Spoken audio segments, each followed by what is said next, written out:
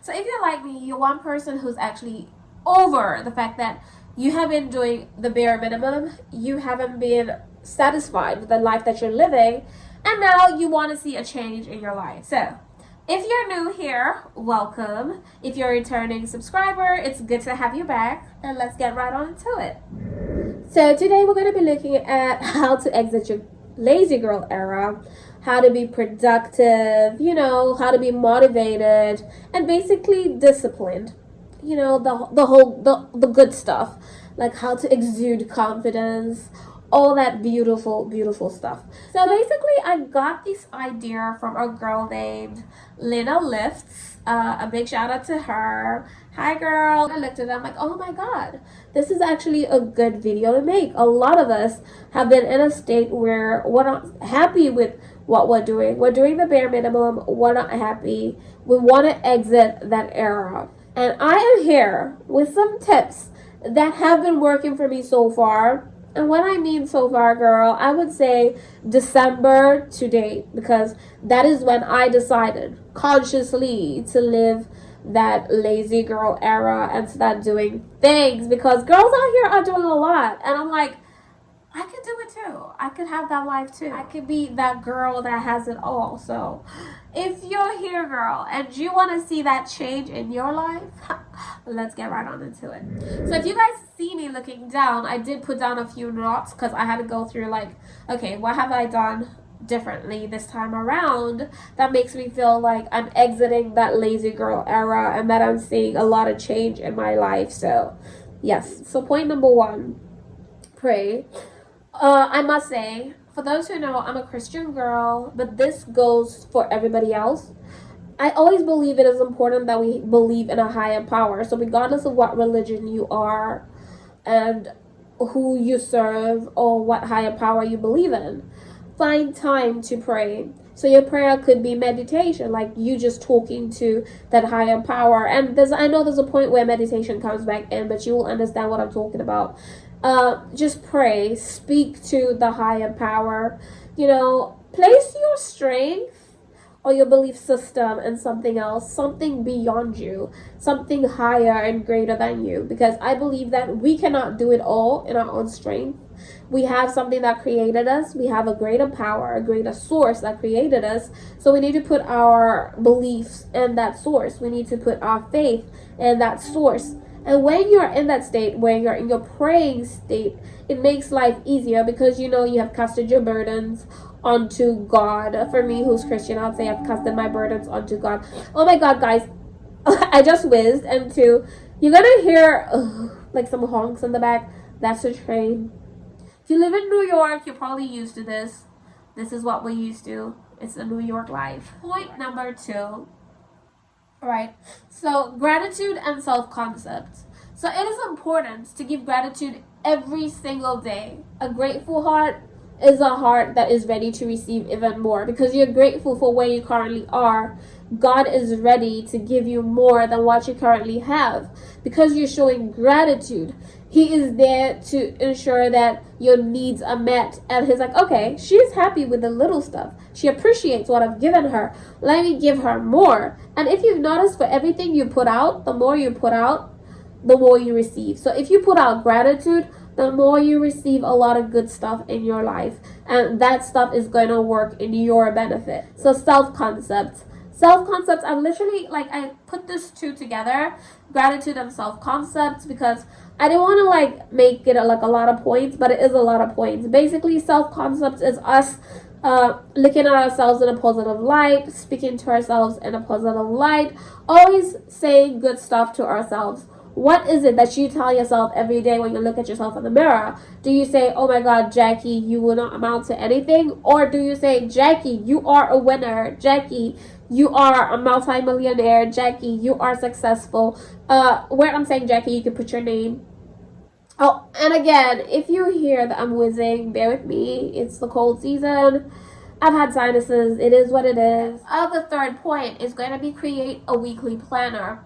And now I'm going to tell you guys, you have no idea how this has really changed my life. The fact that I'm able to plan ahead before the week starts, I'm able to put aside the things that I feel like, this is how I do it. I start with the most important things that I feel like, okay, this really needs to get done, most important to the least important. So I give priority to the most important things in my life. Then I narrow it down to things like, okay, if I am not able to accomplish that within that week, I can push it to the next week. It's not that big a deal. But always ensure that you put the things that you feel are high ranking at the top. And I swear, I kid you not, you guys, ever since I started doing my planners, I have noticed a lot of change. One, I'm able to get things done on time. I'm able to feel like I'm achieving whatever it is that I set myself out to achieve. I feel like I'm procrastinating less. In fact, I'm not really procrastinating, because whenever I make my planners, I know that I need to get that thing done that I've indicated there, especially the things I feel are most important. I'm making sure I get those things done there and then and as quick as possible. If you haven't seen my other video before you watch this one, girl, go watch it. The one that talks about procrastinating, because if you're in your lazy girl era, most likely you're equally a procrastinator. So we need to deal with that before we come into this, okay? So yeah, I will put my previous video somewhere. It's either I'll put the link down below, or you guys are gonna see the link somewhere up here. We're getting used to this stuff, okay? So yeah, so always create a planner. And yeah, so number four is meditate. So meditating, I literally put it, I think I stated it when I stated pray. That's why I said I'm going to get back into it as a point. And this is what I indicated when I meditate. I say meditate possibly in nature if you can, and if you can't, take a walk in an area that is not busy. So basically, meditation is taking the time away from the busyness, from, the busyness of life, the congestion, just being in that space of stillness, the space of nothingness, the space where you're able to either listen to God, or the space where you're able to get in touch with your inner self, get in touch with your inner spirit, your intuition, your guidance, and all that, your guidance system, all that kind of good stuff. So it is best. I personally find that when I do meditate in a space of nature, either in a park, and it's not like a loud park, or by the beach, or near the water, or by the boardwalk, especially towards this time, you don't really have a lot of people towards the park or the boardwalks and stuff. I find that I'm more in tune with myself. I find that I'm in a more spiritually aligned space. So that's why I always believe it's important to meditate. And for me personally, I'm speaking for myself, I've discovered that when I meditate, I feel less drained, I feel less exhausted. Because when it comes to life, generally, if we're being honest, life can be so tasking, adulting can be so exhausting, it can be draining. But if you take these necessary steps, especially the steps to meditate, and most importantly in nature, oh my god, you have no idea what goodness it brings, what positive energy. It more like nature more or less like feeds into you. And if possible, if you're one of those people who's like okay with nature, you don't have any allergies, you could put your feet like barefooted. And this is a tip for summer, guys, don't try this during winter. Take off your shoes and step on the grass.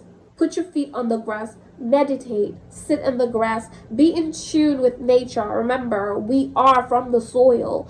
We were created from the soil. So we are in tune with nature. We partake from the earth. We eat of the earth. We drink of the earth. We are part of the earth. So be in tune with nature, and that will really help you on this journey. And find that you will not really be in your lazy space, because you feel more fulfilled, you feel more productive. And it's more like nature has this thing that it does where it feeds into your soul. So it like gives you like an energetic boost to say. And when you're in a meditative space, you also become intuitive. You're able to follow your guidance system. You're able to be more aligned. You're able to know what is right, what is wrong, and all the kind of good stuff. Let's get on to the fifth point. Working out. Now, I'm not going to be a hypocrite and lie to you guys that I have been the most active person when it comes to working out. If I'm being very honest, I have been a person who's been very lazy when it comes to working out. But the few times I have worked out, I have noticed a shift. I become more productive. And that is why I'm equally taking a personal step to work out a bit more. Because I feel like when we work out, we have a sort of discipline that we develop, and that discipline in turn helps us or pushes us in life. And that's the discipline we need to become a greater to become our greater self. We work out, we become more productive beings, and our bodies are in a healthier state. I personally believe a healthy body is an active body. A body that is unhealthy is not going to go so far. So we need to ensure that if we're going to be able to achieve our dreams, to achieve our goals, we need to be in states where we are very productive by working out. We're in a very healthy state. We're eating right and drinking a lot of water, all that good stuff. So working out is a very important step. I am personally going to be taking up more working out. At least I've been trying. It's different from when you're not trying at all. And working out doesn't necessarily mean you going to the gym. So for me, working out is taking the train. So I climb a lot of stairs, taking a walk, a long walk. Instead of like getting on the train closest to me, I get on the train a little bit further. So I'm putting in a bit of miles, like in terms of like foot miles and all kind of stuff. So yeah, try to do that. That's also working out. Just keep your body active. Sixth is something that is important to me. I don't know.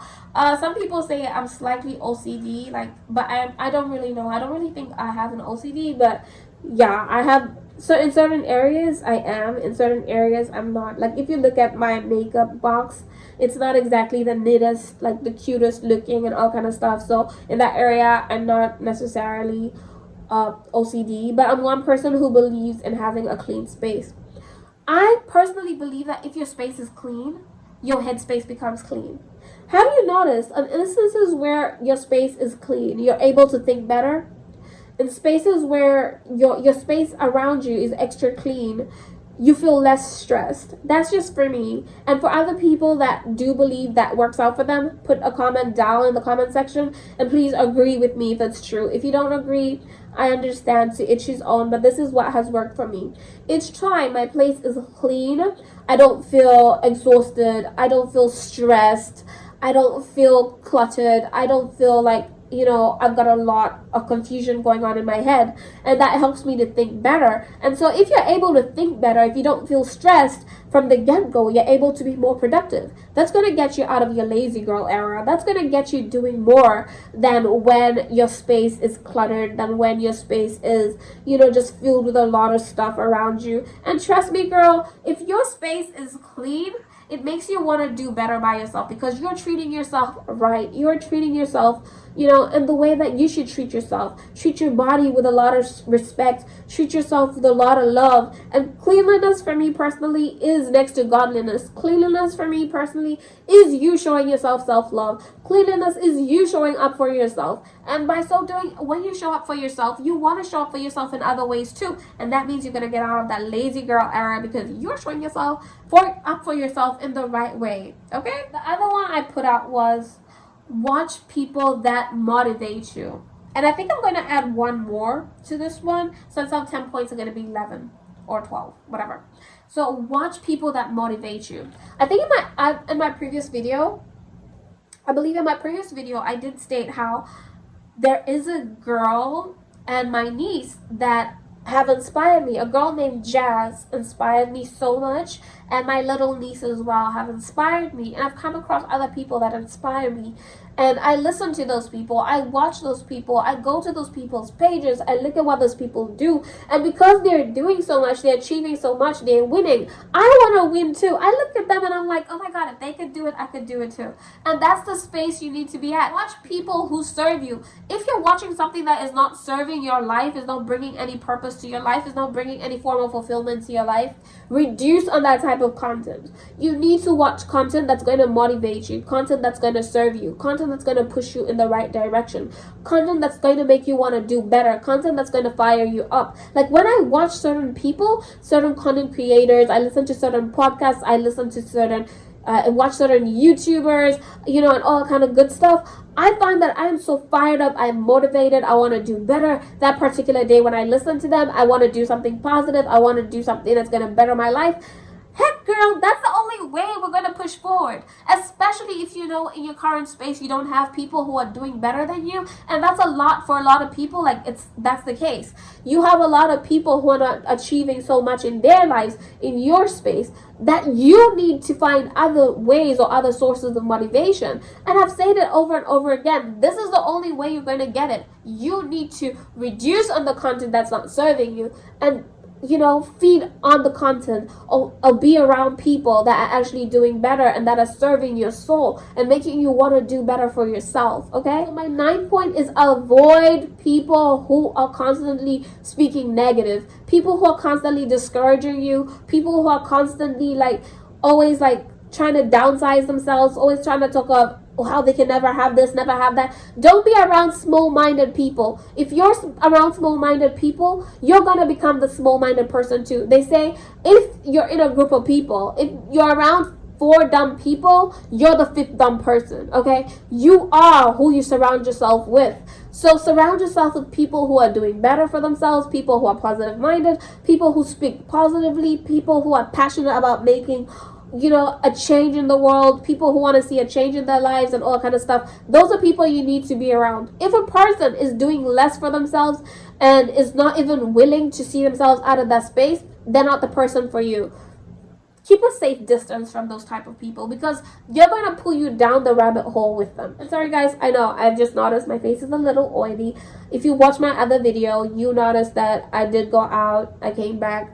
I literally was like, okay, let me create the content, because today is a day that I do create content, and I'm like, I need to create the content that I need to create. I have 2 days when I create content, and I'm like, I need to create content so I'm able to edit after and provide the content for you guys, because I've dedicated myself to providing this. Let's go on to the 10th one. So we're going to make this number 10, right? Reduce your time on social media.